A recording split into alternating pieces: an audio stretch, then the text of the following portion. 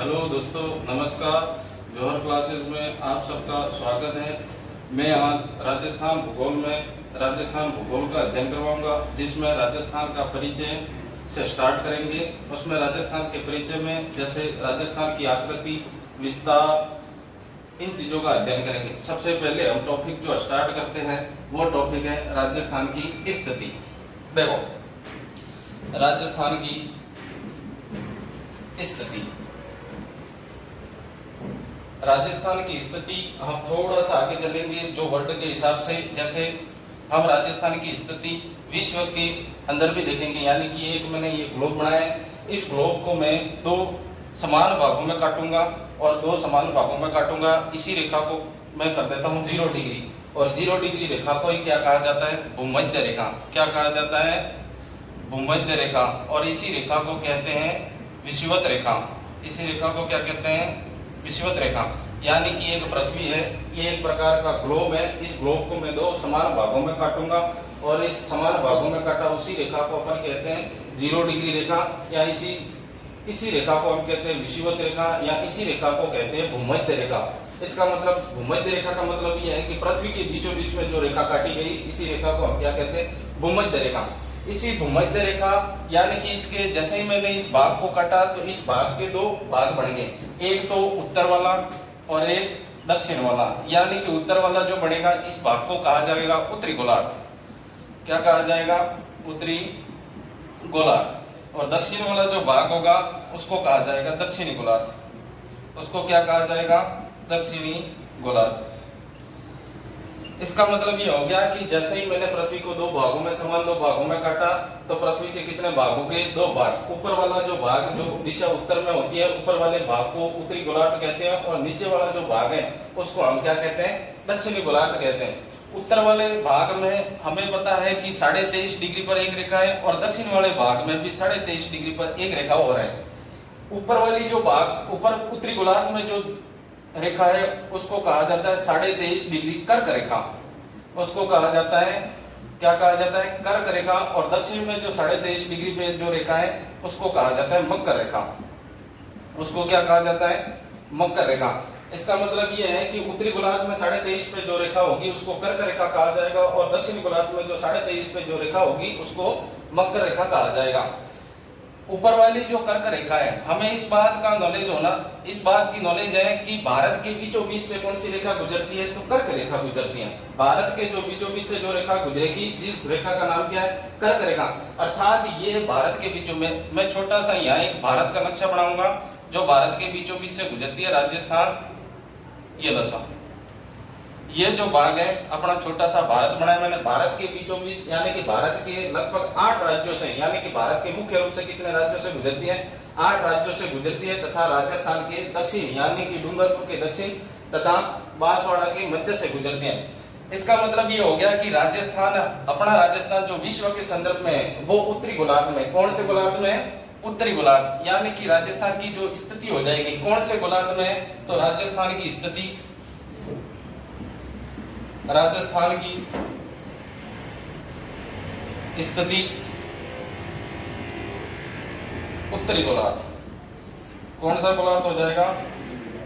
उत्तरी गोलार्ध। आपसे यूं पूछे कि राजस्थान विश्व के संदर्भ में कौन सी दिशा में स्थित है, तो आपको पता होगा कि इस ग्लोब के ऊपर जो दिशा होती है उस दिशा को उत्तर कहते हैं, तथा नीचे होती है उसको दक्षिण कहते हैं। और इस साइड जो दिशा होगी उसको पूर्व दिशा कहते हैं, और इस साइड जो दिशा होगी उसको हम पश्चिम दिशा कहते हैं। कौन सी दिशा कहते हैं? पश्चिमी दिशा। तो हमारा जो राजस्थान है कर्क रेखा 23.5 डिग्री पे है, और कर्क रेखा 0 डिग्री से ऊपर है। यानी कि यहाँ से हम चलेंगे 1 2 3 4 ऐसे करते करते जो हमारी जो कर्क रेखा आएगी वो 23.5 डिग्री पे हमारी कर्क रेखा जो गुजर रही है। इसका मतलब सीधा सीधा ये है कि राजस्थान उत्तरी गोलार्ध में। अब हमें इस चीज का नॉलेज है कि कौन सी दिशा में स्थित है, तो हमें ये पता है कि ये 0 डिग्री है वो बिल्कुल पूर्व दिशा में, और यहाँ जो ये जो मैं पॉइंट बना रहा हूँ वो बिल्कुल उत्तरी दिशा में। तो हमारा राजस्थान ना तो 0 में है नहीं उत्तरी दिशा में है। इसका मतलब ये कौन सी दिशा में है? उत्तर पूर्व में। कौन सी दिशा में है? उत्तर पूर्व में। यदि आपसे ये पूछे कि राजस्थान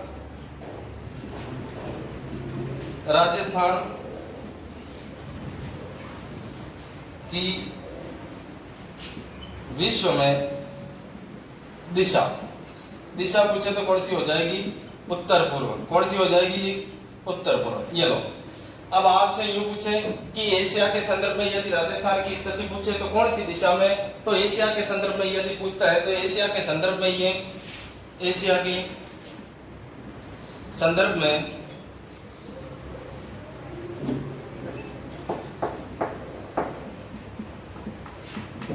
एशिया के संदर्भ में राज्य की दिशा, तो ये हो जाएगी दक्षिण पश्चिम।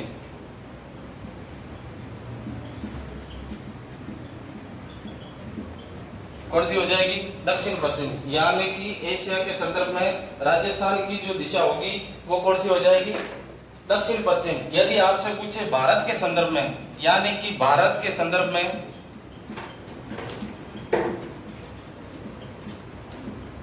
राज्य की दिशा, तो भारत के संदर्भ में राज्य की दिशा हो जाएगी उत्तर पश्चिम। भारत के संदर्भ में कौन सी दिशा हो जाएगी? उत्तर पश्चिम। यानी कि इसका मतलब यह हो गया कि राजस्थान की जो दिशा एवं स्थिति जो है विश्व के संदर्भ में पूछे तो दिशा पूछे तो ध्यान रखना है कि उत्तर पूर्व में, तथा एशिया के संदर्भ में पूछे तो दक्षिण पश्चिम में, तथा भारत के संदर्भ में पूछे तो उत्तरी पूर्व में। और यदि गोलार्ध में पूछे, विश्व के संदर्भ में कौन से गोलार्ध में स्थित है, तो ध्यान रखना है उत्तरी गोलार्ध में। ये चीज आराम से दोबारा भी देख सकते हो, आराम से दोबारा देखना, और नहीं समझ में आए तो कमेंट जरूर करना कि कौन सी चीज समझ में नहीं आती है। आगे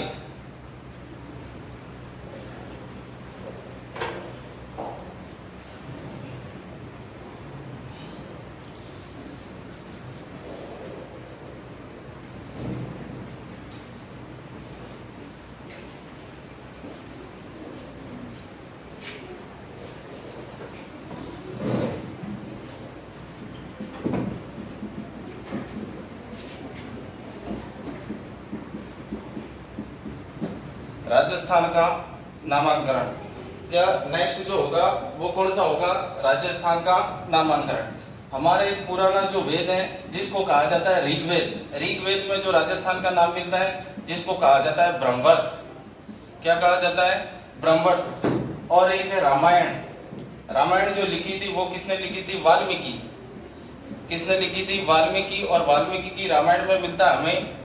हाँ, राजस्थान का नामांकरण में सबसे पहले हमारा पुराना जो वेद है जिसको कहा जाता है ऋग्वेद, जो प्राचीन वेद है और सबसे बड़ा जो वेद है, जिस वेद में राजस्थान का जो नाम मिलता है वो क्या मिलता है हमें? ब्रह्मवत मिलता है। एक हमारा जो रामायण है, रामायण किसने लिखी थी? वाल्मीकि। और वाल्मीकि की जो रामायण में हमें जो नाम प्राप्त होता है वो क्या मिलता है? मरुकांता मिलता है। आगे हमारा एक प्रसिद्ध राजस्थान का गणस है जिसका नाम है नैनसिरी ख्यात, और एक है राजरूपक। इन दो ग्रंथों में हमें राजस्थान का नाम मिलता है राजस्थान, रजवाड़ा और राजस्थान। इन ग्रंथों के माध्यम से हमें राजस्थान का नाम क्या मिलता है? राजस्थान, रजवाड़ा और राजस्थान।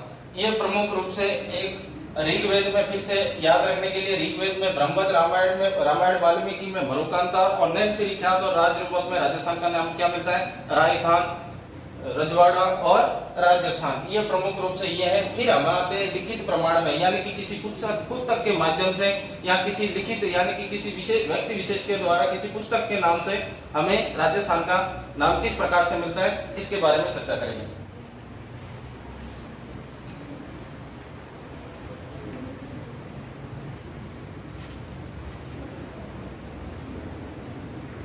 आगे जो है एक आदमी है जिसका नाम है जॉर्ज थॉमस, जिसका नाम है जॉर्ज थॉमस। ये बात है 1800 ईस्वी की। कौन से सन की बात है? 1800 ईस्वी की। इसकी एक पुस्तक हुआ करती थी। इसने एक पुस्तक लिखी थी जिस पुस्तक का नाम है the military memorials and mister George Thomas.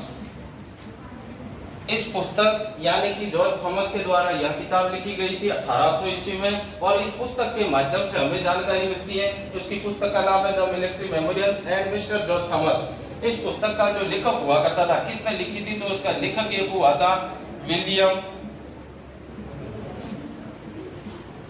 Franklin. इसका जो लेखक हुआ करता था, जिसका नाम क्या था, विलियम फ्रैंकलिन।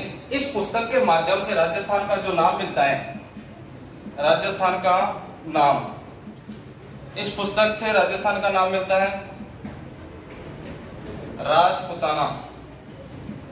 क्या मिलता है, राजपुताना। अर्थात इस जॉर्ज थॉमस ने राजस्थान को क्या कहा था, राजपुताना। क्यों कहा था, उसका रीजन ये हो सकता है कि यहाँ जब ये जॉर्ज थॉमस आया होगा तब इस क्षेत्र में यानी कि इस राजस्थान में किसका शासन हुआ करता था, राजपूतों का हुआ करता था। इसलिए इस जॉर्ज थॉमस ने अपनी किताब में राजस्थान का नाम क्या लिखा था, राजपुताना लिखा था। इसके बाद में एक आदमी और आता है जिसका नाम है 1829 ईस्वी में, जिसका नाम है कर्नल जेम्स टॉड। ये जो आदमी है, इसकी भी एक पुस्तक हुआ करती थी, जिस पुस्तक का नाम है the annals and antiquities of Rajasthan. ये जो किताब है वो किताब किसकी है, कर्नल जेम्स टॉड की। जॉर्ज थॉमस की किताब का क्या नाम है, the military memorials and mister George Thomas. Colonel James Tod की किताब का क्या नाम है, तो याद रखना है the annals and antiquities of Rajasthan. इस किताब का जो लेखक हुआ करता था, उस लेखक का नाम है विलियम क्रूक। इस लेखक का क्या नाम है, विलियम क्रूक। जो जिस किताब का जो राइटर हुआ करता था, यानी कि एक लेखक था, कर्नल जेम्स टॉड के द्वारा इस किताब को लिखवाया गया था। किसने लिखवाया था, तो विलियम क्रूक के द्वारा। उस पुस्तक का नाम क्या है, annals and antiquities of Rajasthan. आपसे पूछे कि जॉर्ज थॉमस की किताब का क्या नाम है, तो याद रखना है the military memorials and mister George Thomas. कब की बात है, 1800 ईस्वी की बात है। और इसमें हमें राजस्थान का नाम क्या मिलता है, तो राजपुताना मिलता है। क्यों मिलता है, तो जब ये आदमी यहाँ राजस्थान में आया होगा, उस समय किसका शासन हुआ करता था, उस समय मान लो, इस समय माना जाता है कि यहाँ पे राजपूतों का शासन हुआ करता होगा।